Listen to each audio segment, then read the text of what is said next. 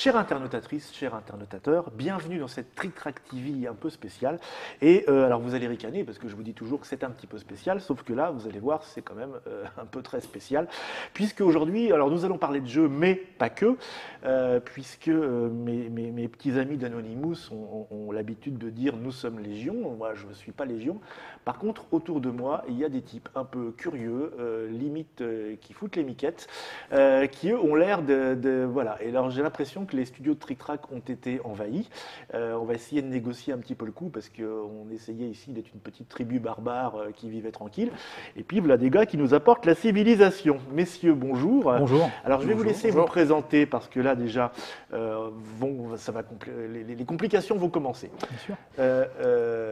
Voilà, alors les animaux domestiques normalement ne sont pas autorisés ici. Ouais, j'ai une petite dérogation. Donc moi, je m'appelle Sérénus. Sirius. C'est ça. Je suis donc un porte-enseigne d'une légion romaine en 120 après Jésus-Christ, donc Oui. sous le règne d'Adrien. D'accord. Et donc effectivement, je suis un personnage atypique parce que je porte une peau de loup sur moi, qui est symbole de mon rang, comme mes phalanges d'ailleurs. Donc ce sont les disques en argent que vous avez ici, beaucoup de décorations. Et donc mon rôle en fait, c'est de porter l'enseigne de la cohorte. Donc je fais partie de la 6e cohorte, et c'est moi qui marche au devant des lignes, qui les fait tourner à droite, à gauche, et qui leur dit de s'arrêter ou d'avancer. Non, mais ça craint pour nous ou, On il peut y a toujours moyen de négocier. Bon. On peut toujours négocier. Vous savez, Rome a l'esprit large. D'accord. Ensuite, alors, alors là, on change de style. Alors effectivement, moi je suis Vulpes, donc Miles Gregarius, donc soldat du rang. Oui, si je ne le répète pas, c'est pas grave. Donc voilà, j'apporte ma contribution à l'édification de l'Empire. D'accord. Voilà. Et puis, Moi, je suis Moine Suetus, je suis Miles Tiro. Donc, Mansuetus, il a l'air plus cool, rien que le nom comme ça. Pour l'instant, il est tiro. Il vient juste de rentrer. Voilà. Voilà. On va l'endurcir un peu. Donc oui, alors là, il y a du grade, c'est-à-dire que voilà, si je veux parler, je parle au chef, c'est ça? Ou pas. Ou pas? Là, on est en pleine détente. C'est vrai? Ah Oui, ouais, là, d'accord, on est d'accord. en- Moi, je on pensais se qu'on avait l'auberge. commencé les négociations, à savoir comment on allait se répartir le territoire. Ça, c'est après. Voilà. Vous avez aussi apporté des jeux, et ça, on va en reparler tout de suite. Mais d'abord, quand même, moi, j'ai besoin de savoir, et les gens qui nous regardent aussi, pourquoi êtes-vous donc accoutrés ainsi parce que j'ai l'air ridicule à côté de vous maintenant. Non, pas du tout. Nous, en fait, ce qu'on fait, notre passion principale, donc avec l'association AV Bagakum qui est basée à Bavay dans le Nord, Ouais. nous recréons en fait une vie de camp de légionnaires, donc en 120 après Jésus-Christ. Donc pour ça, nous voyageons à travers toute la France, mais aussi l'Europe. D'ailleurs, Oui. nous allons en Angleterre, en Allemagne, en Belgique, en Suisse. Beaucoup en France, évidemment, donc sur les lieux de mémoire, donc il nous reste de nos ancêtres du 1er et 2e siècle. Et donc nous animons ces lieux donc lors de fêtes organisées par les divers musées d'Europe. Et donc nous sommes là pour présenter au public notre passion, qui est l'histoire vivante. Donc nous recréons nos équipements en fonction de ce qu'on retrouve en fouille. D'accord. Euh, Alors, tout ce que ça- vous avez sur le dos, c'est vous qui les fabriquez? Absolument, en Oui. grande partie. Nous avons des artisans hyper spécialisés dans toute l'Europe qui travaillent pour nous, mais effectivement, le principal, nous le faisons nous-mêmes. Donc, nous faisons tout ce qui est travail de cuir, évidemment. Oui. Nous faisons quelques mailles. Donc, comme j'ai ici, tous les petits anneaux jaunes que j'ai ici, je les ai rajoutés moi-même. Ouais. Mais c'est beaucoup d'artisanat, effectivement. Ce sont des métiers qui sont perdus. Bien sûr, pour refaire un casque à la romaine, c'est pas donné à tout le monde. Il faut une vraie science. Il faut surtout faire beaucoup de recherches. Ouais. Et c'est le côté intéressant, enfin en tout cas de cette pratique, c'est-à-dire que nous faisons beaucoup de recherches 6 mois de l'année. Donc pendant l'hiver, nous ne faisons rien, on travaille avec les différents musées, les différents reconstituteurs aussi, qui sont parfois des puits de science. Et nous avançons pour être le plus juste possible dans notre démarche Y compris archéocompatible. avec des historiens, parce que vous êtes Bien vous-même, au bout d'un moment, vous devenez vous-même historien, j'imagine, parce que c'est cette passion-là qui vous anime. Historiens, on va dire des amateurs éclairés. Oui. Je préfère, parce qu'on a chacun notre métier. Je fais beaucoup confiance aux archéologues pour ça. On va dire que moi, j'ai pas leur système de travail, mais par contre, ils nous donnent beaucoup, effectivement, surtout sur les petits détails, sur les matières, sur les épaisseurs, sur comment on pouvait faire un casque, et c'était en une seule partie ou en deux parties. Toutes ces démarches, en tout cas, c'est la nôtre. On a envie d'être le plus sérieux possible. C'est pour ça que sur ma tête, j'ai une vraie peau de loup. C'est pas une peluche. C'est une vraie démarche pour présenter au public comment vivaient nos ancêtres, les Gaulois et les Romains, parce qu'on est vraiment issus du mélange des deux civilisations.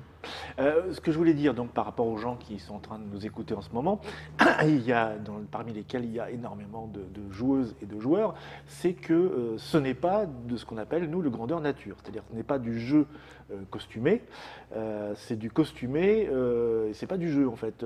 C'est ça, c'est-à-dire qu'à aucun moment nous avons un maître de jeu qui intervient. Nous, on est vraiment sur de la prestation historique. C'est même archéo-compatible, c'est-à-dire que on a quelques écrits effectivement sur le déroulement d'une bataille, sur comment on vivait en camp, mais très peu de choses finalement sur la vie quotidienne, sur la façon de porter, parce que tout était magnifié sur les stèles funéraires et les peintures, qu'on sert beaucoup pour recréer nos équipements. Et donc de ça, il faut deviner la façon de le porter et de s'en servir. Et c'est là qu'on intervient, de travailler avec les archéologues. C'est bien de retrouver une pièce en fouille, mais comment la porter, comment l'utiliser et comment bien la refaire, surtout avec les méthodes anciennes. Bon, j'ai envie de leur poser des questions un petit peu plus intimes. De la reconstitution historique, il y en a évidemment dans tous les genres, puisque l'histoire nous permet d'avoir un petit panel. Donc il y a des gens qui se font indiens, il y a des gens qui se font Renaissance. Et comment vous en êtes arrivé, vous, aux Romains? Enfin, je veux dire, dans votre parcours, qu'est-ce qui fait que dans votre vie, un jour, vous vous dites, je vais m'habiller en romain et je vais essayer de voir comment on vivait à l'époque? Vulpes, je te donne l'ordre de répondre en premier. Bah, très bien. Alors moi, effectivement, j'ai toujours été passionné par l'histoire et a priori l'histoire militaire en particulier, l'histoire romaine. Donc voilà, c'est vraiment quelque chose qui me passionne depuis que je suis très jeune. Donc j'ai lu beaucoup de documentation historique, j'ai été voir aussi quelques pièces de musée, quelques sites archéologiques. Et c'est vraiment en fait dans cette passion-là que je suis tombé sur des sites internet où on vendait des équipements. Et là, je me suis dit, mais il y a des gens qui mettent ça et qui vraiment passent de l'autre côté de la vitrine en quelque sorte. Et c'est là que l'envie d'essayer m'a pris. C'est l'envie de sentir en fait. Tout à fait. Voilà, d'abord l'envie de savoir et ensuite l'envie de sentir. Mais en fait, c'est une grande passion de l'histoire et ensuite du jeu de société. Et il y a un joueur parmi nous. Voilà, exactement. Donc j'ai toujours essayé de. Et je trouvais que c'était très pédagogique de faire apprendre l'histoire via les jeux de société. Oui. Et puis Ce qui est un peu compliqué parfois. C'est un peu compliqué, il faut faire la part des choses entre ce qui est jouable et ce qui est historique. Donc après, c'est un grand débat. Et puis l'année dernière, j'ai eu la chance d'assister à une représentation, en fait, une reconstitution historique, où j'ai pu participer. Et puis après, je suis allé sur Internet et je me suis dit, tiens, il y a quelque chose qu'on ne fait pas beaucoup, c'est les jeux de société chez les Romains. Et j'ai contacté la Légion 22 avec Bagako. Quand on pense reconstitution historique, tout de suite dans l'esprit des gens, on va penser Puy du Fou ou au spectacle, autre spectacle. C'est pas du tout ce que vous faites vous. Pas du tout. Le Puy du Fou, eux, ont bien un concept, c'est le spectacle, oui. vous voulez. C'est-à-dire qu'ils vont s'inspirer d'eux pour recréer une ambiance, des scènes. Alors que nous, pas du tout. C'est vrai qu'on va donner un spectacle, évidemment, on va faire des représentations. Vous donnez quand même des représentations. Bien sûr, on fait des représentations militaires, mais qui sont historiquement, enfin en tout cas le plus possible historiquement justes par rapport aux différentes manœuvres qu'on peut faire, comme la tortue que tout le monde connaît, évidemment, c'est quelque chose qu'on fait. Mais voilà, ça, on ne va pas le deviner. Comme on dit dans le Nord, on ne va pas le sucer de son pouce. C'est beaucoup de travail, c'est du positionnement, c'est aussi des séquences qu'il faut adapter pour que tout ça soit ordonné. Et donc, notre travail, c'est ça, c'est de réfléchir à comment faire pour que tout ça puisse rouler et que ça soit justement très fluide. C'est une démystification de l'histoire aussi, parce qu'il y a l'image que les gens se font de l'histoire. Eh bien oui, parce que la plupart des Romains qu'on connaît, soit c'est Astérix, soit c'est les films de péplum hollywoodiens qui revisitent souvent un peu de manière mythique l'histoire. Donc vous allez à contre-courant de ça ou Plutôt. C'est vrai qu'on met de côté le côté hollywoodien qui est une pure détente, c'est un moment de détente. Moi j'ai arrêté de m'énerver sur ce que je vois évidemment parce que c'est peine perdue et puis c'est un moment de détente. C'est comme le Puy du Fou, c'est-à-dire qu'ils vont s'inspirer d'eux. Quand on voit le film Gladiator, c'est vrai que c'est de très belles images, on ressent des choses, mais le travail sur l'équipement est pas forcément juste, évidemment. Donc c'est deux choses complètement différentes, la démarche est différente entre le grand spectacle et nous. En parlant d'équipement, pour passer sur un point de vue beaucoup plus anecdotique, vous en avez pour combien de poids sur le dos chacun là? Moi, à peu près une vingtaine de kilos. Ouais. Facile. Alors je vous dis, ça schling, c'est pas du plastique. On nous va arriver de loin, on nous entend. C'était fait pour ça d'ailleurs. Ouais. Ah oui, c'était fait aussi. C'était fait pour ça, c'est-à-dire que l'armée romaine n'est pas, c'est une armée d'invasion. On n'est pas là pour prendre par surprise, si vous voulez. On est là pour imposer notre loi. Pour s'installer et rester. Pour ça. Et c'est pour ça. Alors, les gens ne les voient pas, mais on a des petits pendants. Et quand on marche, ça fait du bruit. Et c'est vrai que quand vous avez une légion complète qui marche et qui fait du bruit, c'est imposant. Et c'est fait pour ça. C'est le début de la guerre psychologique. Et vous? Moi, j'en ai entre 20 et 25 kilos. Ah ouais, ça n'a pas l'air mal. Pour moi, c'est à peu près pareil. Donc ça, c'est pas une tenue de tous les jours quand même. On ne prend pas le métro avec. Non, mais je veux dire, même au temps de la Légion, j'imagine qu'on n'est pas habillé comme ça tout le temps. Hormis ceux qui font de la garde, vous Ouais. aviez toujours ceux qui étaient habillés prêts à défendre. Après, effectivement, vous avez plusieurs tenues du légionnaire. Vous avez la tenue de travail, celui qui creuse, parce que bien sûr, on passe par tous les métiers. Une légion en marche, c'est plein de métiers différents. Ouais. Vous avez donc Combien de personnes à peu près? une légion, il faut compter entre 4005 et 6000 hommes en fonction des époques. Oui. Il faut compter à peu près le double en auxiliaire, donc les personnes du cru que la Légion a embauchées. Et à ça, vous rajoutez la même chose pour tout ce qui est civil, les métiers. Et à donc combien forgeron. vous vous retrouvez dans les réunions C'est très variable. Quand Ouais. on est entre nous, on tourne à une trentaine. Ouais. Quand on va dans des grands meetings européens, on peut être 150, 200. D'accord, ça peut commencer à faire un peu impressionnant, effectivement, du bruit. C'est ça. Et donc vous vivez, alors on est de la représentation, mais vous vivez quand même un certain temps comme ça, c'est-à-dire que l'immersion, ça peut durer combien de temps? Et est-ce qu'il y a des moments où vous sortez, comment dire, de cette époque chronique, enfin je ne parle pas chronique d'ailleurs, c'est très compliqué à Non, expliquer. c'est vrai, parce c'est que, très compliqué. euh, Ce sont souvent des week-ends prolongés. Ouais. On arrive le vendredi matin pour monter le camp. C'est souvent le cas. Et puis ensuite, samedi, dimanche, donc on fait notre prestation. Et on part le dimanche soir, souvent très tard. Parce que nous, on est aux quatre coins de la France. Hein. C'est vrai qu'on est vraiment une association de passionnés qui vient des quatre coins de la France. Moi, je suis de Lille, mais mes collègues viennent de Paris. Nous avons des personnes qui viennent de partout, en fait. Donc c'est vrai que c'est beaucoup d'organisation. ouais. Et l'installation d'un camp, c'est quoi Ah bah, c'est, en gros, qu'est-ce qu'il faut faire? Ah bah logiquement, ce qu'on Ouais. devrait faire, c'est creuser des tranchées, Ouais. c'est monter des palissades, et puis Ouais. ensuite monter toutes les tentes. Quelques pieux aussi pour histoire de... Ouais, quelques pieux pour montrer l'exemple. Ouais, ouais, bien sûr, Non, ça, mais il n'y a ça, pas des pieux de défense ou des oui, choses si, comme c'est ça, ouais, ouais, c'est si, ça, qu'on ouais. appelle des pila muralis. Ouais, des pila muralis. Ouais, c'est ça. D'accord. Des pieux de mur, hein, c'est ça? Ouais, non c'est ça, absolument. Voilà. Et j'ai vu que vous avez donc apporté des jeux, donc j'imagine que c'est mon ami dont j'ai oublié le nom déjà. On suit tous. Non, je fais tous. Mais ça va être difficile pour moi. Et il y a aussi des jeux. Donc ça fait Voilà. partie de l'histoire. Donc des jeux fabriqués maison, Voilà. terre glaise. Petite plaquette au milieu là, je vois. C'est quoi? C'est Alors en fait, c'est deux fois le même Virtus jeu. Imperi, Hostes, Vincti, Ludent Romani. Voilà. En fait, vous avez ici deux mêmes jeux, ce sont des trick-track romains. Ouais. Voilà. Donc alors ça s'appelait Jeu des 12 lignes et Ça s'appelait le jeu de Duto Scripta. Ouais. Voilà. Et en fait, vous avez plusieurs modèles, soit comme ça, genre petit plateau avec des cases, soit ce que les Romains aimaient bien faire, c'était en fait écrire des petites devises, des hexagrammes, parce qu'en fait, si vous regardez, vous avez à chaque fois six couples de 6 lettres. Ouais. Voilà. Et en fait, ça voulait dire, c'est des petites maximes. Là, c'était l'Empire est gouverné, les vertus de l'Empire. Ouais. Hostes Vincti. Alors ça se dit comment? Comme ça ou comme j'ai Alors, j'ai ça fait se lit, voilà, effectivement, Virtus Imperi, Hostes Vincti, Ludent Romani. D'accord. Donc en fait, l'Empire est gouverné, Ouais. les ennemis sont vaincus et les Romains peuvent jouer. D'accord. Voilà, tout Ah oui, simplement. d'accord. Voilà, Le jeu, c'est après la guerre. Voilà, exactement. Mais c'était les jeux, dans l'Empire romain, d'abord, c'est quelque chose d'assez masculin. Bon. Oui. Et c'était surtout, en fait, des maximes comme ça, c'est pour rappeler que si les Romains à Rome peuvent jouer tranquillement ou dans leur palestre, c'est que en fait, l'Empire est en paix. À l'intérieur de ses frontières, il n'y a pas de problème. Donc économiquement et militairement. Voilà. Vous avez déjà joué à Respublica Romana, j'imagine? Alors, c'est mon jeu favori, j'en parlais ce matin avec Vulpes. Il faudra que je l'amène un jour pour jouer avec eux, parce Ouais. que là, vraiment, c'est quand même du c'est du sérieux. lourd, mais Ouais. voilà, je suis resté bloqué sur... puis, voilà.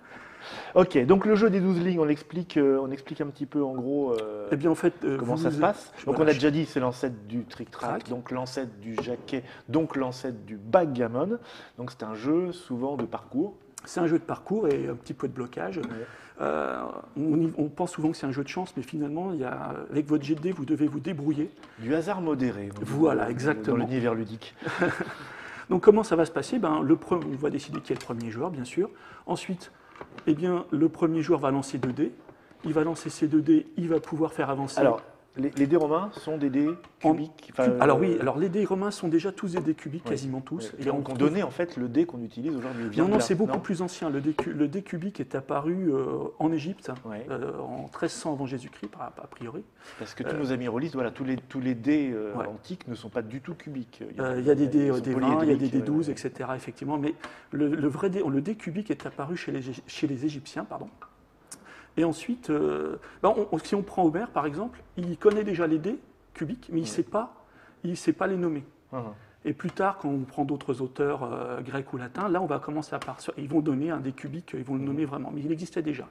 Donc, ce sont des dés en bronze, en os, en à peu près tous les matériaux, du marbre, de l'or, de l'argent. Aussi. Les osselets. Alors, les osselets, c'est aussi une forme de dé, mais avec 4 faces.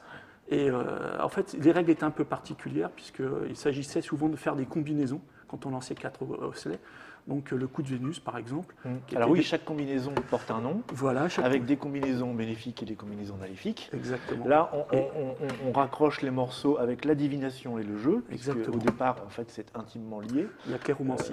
Voilà, c'est ça. Donc il y a plein d'historiens qui ont essayé de savoir si c'était avant tout de la divination ou avant tout du jeu. Je crains que ce ne soit les deux en même temps. Alors, voilà. Une là, bonne on combinaison est sûr en jeu, ça sera toujours voilà, un bon présage pour la partie du voilà. moins. Pour l'Empire romain, là, on est sûr que nous avons affaire à des jeux, parce qu'on ne les a jamais retrouvés, ces jeux, dans des temples, souvent dans des théâtres, dans des amphithéâtres, dans des palestres. Mais là, on n'a pas de matériel de divination qui est associé.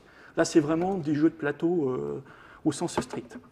Voilà. Et évidemment, pour revenir au dé, si jamais vous faites une mauvaise combinaison, vous mettez un sesterce au pot. D'accord, l'argent arrive très vite. Voilà. Et donc, ça va tout de suite faire des complications aussi, j'imagine. Il y a eu des textes sur les méfaits du jeu déjà dans le. Oui, tout à fait. Alors, ça vient peut-être plus tard. Alors, j'ai plus en tête, mais. Au Moyen Âge, on le sait. Ouais. Je pense que vers le IVe siècle, on a déjà alors des interdictions qui ne sont pas formelles, mais ça va le devenir très vite. D'accord. Pas le droit de jouer pendant les non, même de pas le droit de jouer du tout. Non, mais chez les Romains, enfin, il y a des forts romains qui avaient leur salle de jeu, leur tripot incorporé. En Égypte, au IIIe siècle, vous avez une salle de jeu pour les légionnaires. Et donc surtout des hommes. Essentiellement les hommes et les enfants. Voilà. Ouais. C'est sous les palestres. Parce que c'est vrai qu'après, on manque parfois un peu de littérature sur le sujet, mais il semblerait qu'assez tôt, il y a quand même eu des jeux pour les dames et des jeux pour les hommes, et ce n'est pas les mêmes. Voilà. Les hommes étant plutôt portés sur le hasard et le pognon. Et puis sur la stratégie, la troncule, par exemple. La stratégie, oui. Voilà. Et donc, alors, la question que j'ai envie de poser, parce que dans l'histoire du jeu, il y a eu plusieurs phases, et une des questions qui se posait, c'est le jeu, c'est pour les élites ou c'est aussi pour le peuple? Tout le monde jouait.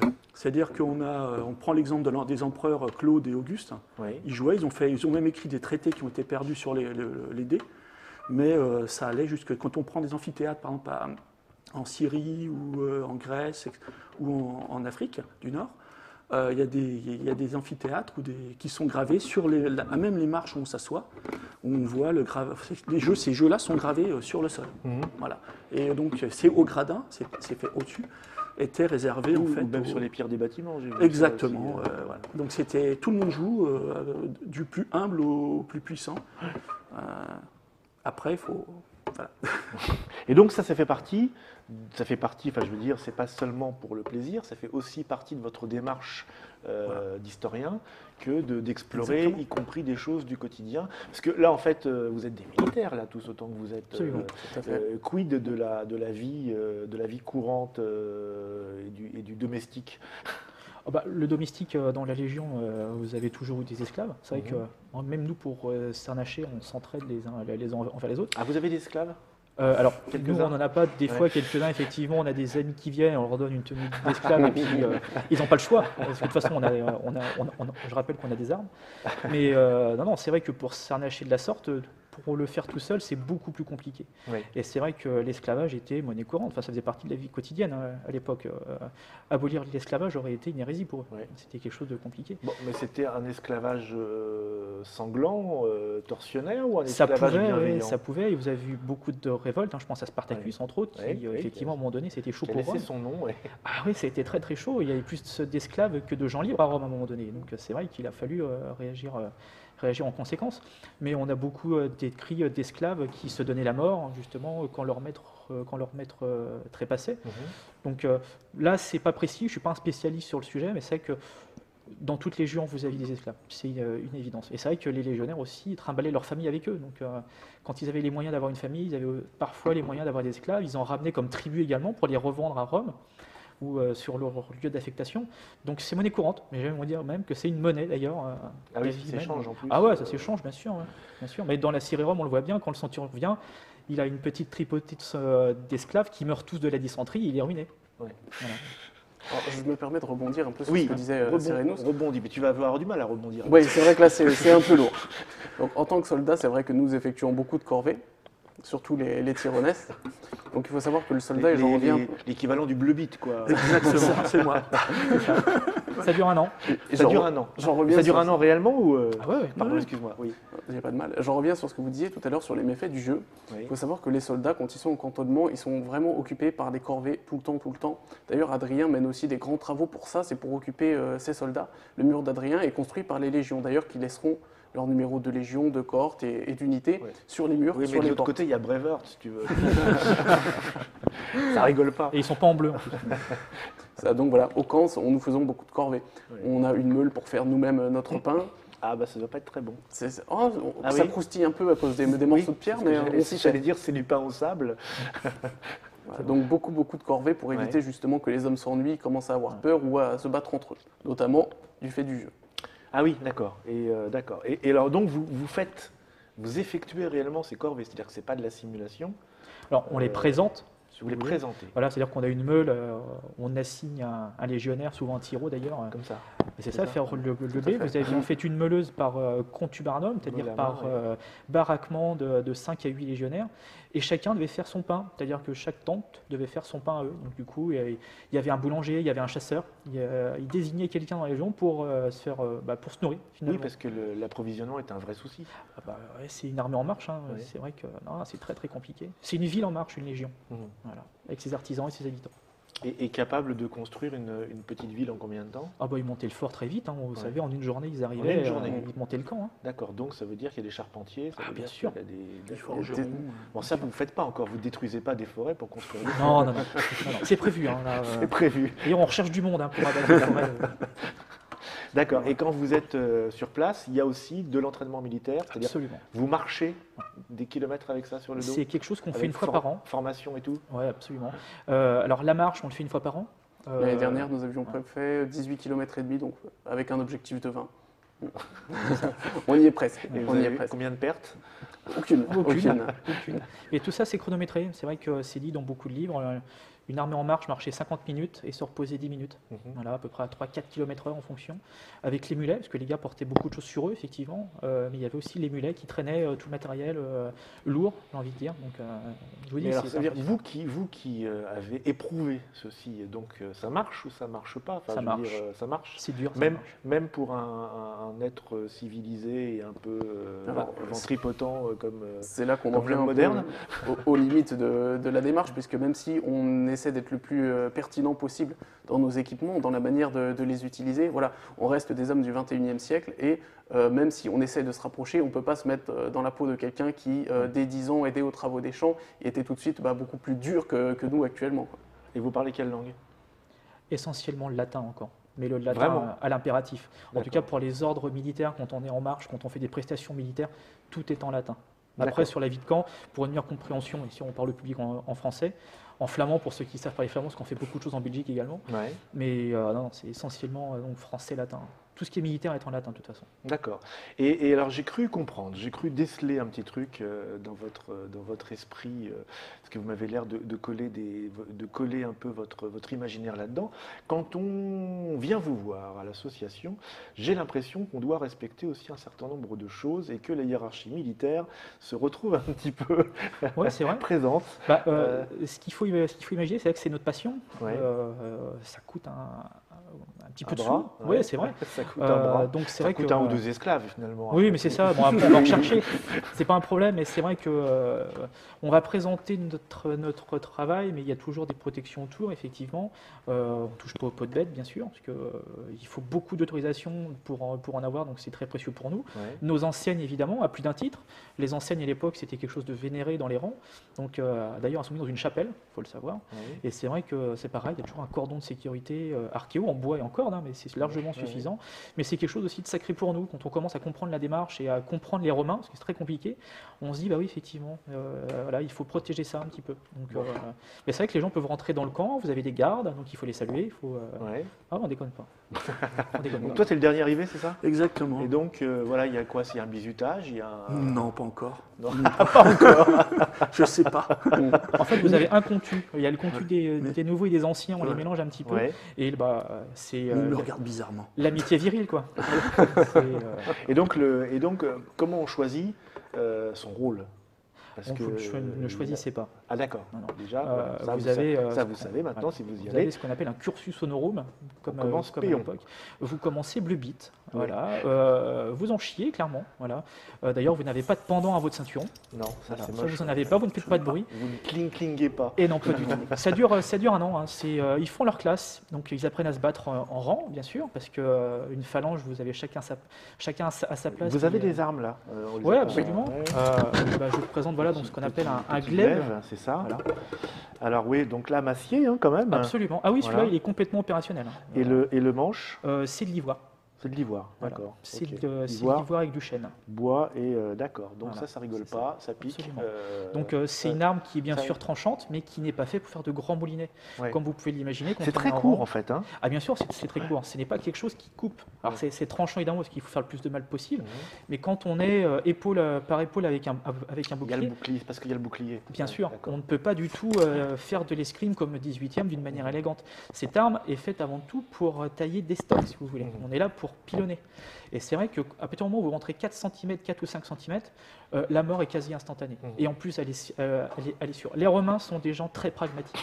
Ils vont droit au but. Très efficace. Absolument. Et en plus, si j'ai bien compris, ce n'est que du combat de groupe en formation. Ah oui, absolument. Un légionnaire esseulé est un légionnaire mort. D'accord. Donc oui, le matériel n'est pas fait pour ça. Ah, absolument. Euh, L'armée romaine, c'est un rouleau compresseur. Ouais.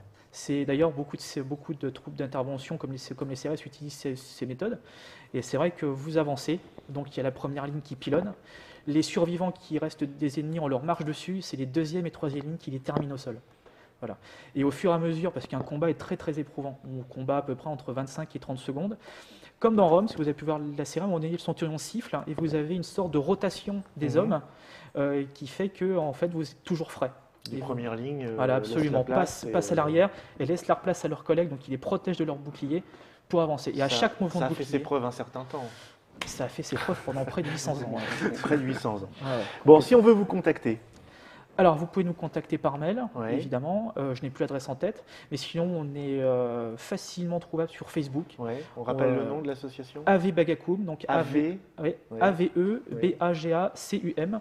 Là, c'est le début de la saison. On Ouais. recrute pas mal. Bon, et on peut vous voir où, si vous avez déjà des dates? Alors là, on va nous voir donc à Martigny en Suisse. Ouais. On va nous voir à Samara, donc à côté d'Amiens. C'est un parc archéologique Ouais. où il y aura plusieurs troupes comme nous qui vont présenter leur travail. Pendant, c'est quoi, printemps-été 2014? Ouais, c'est ça, voilà, absolument. Les dates sont sur de toute façon notre Facebook et notre forum, et tout le monde est bienvenu, même pour un essai, un test. Hein, on prête Ouais. du matériel sur. D'accord. une Oui, parce que prestation. quand on commence, donc si on a un statut de jeune recrue, Mhm. il va falloir adapter son matériel au fur et à mesure. Par exemple, on peut passer empereur ou un truc comme ça. Alors c'est Ça, compliqué. c'est compliqué, il n'y en a pas Ouais. beaucoup. c'est Bah, ça, il y a hein. un empereur, nous, pour notre époque, effectivement, il y en a un qui fait un travail Ouais, mais absolument mais remarquable. ça s'empoisonne, ça. Oui, ça s'empoisonne, on peut le faire. Bon, c'est surtout les centurions qui y passaient, vous savez, c'était très Oui, très dur. oui, Ouais, ouais, ouais. j'imagine, oui. Ouais. Très bien, bah, écoutez, merci de nous avoir fait profiter en tout cas de votre passion, et puis esthétiquement c'était agréable aussi. Merci. Voilà, j'espère que bah, vous aussi ça vous a plu et ça vous a intéressé. Si vous voulez voir ça, normalement on devrait pouvoir avoir des petites archives nous là-dessus. Sinon j'essaierai de vous en parler un jour un petit peu plus précisément. Et je demanderai à nos amis s'ils veulent bien nous laisser un petit peu de terre et, Avec plaisir. et un petit peu de culture locale. Et on se retrouve pour une prochaine Trick Track TV où on va parler de complètement autre chose. Ciao. Au revoir. Merci beaucoup, au revoir.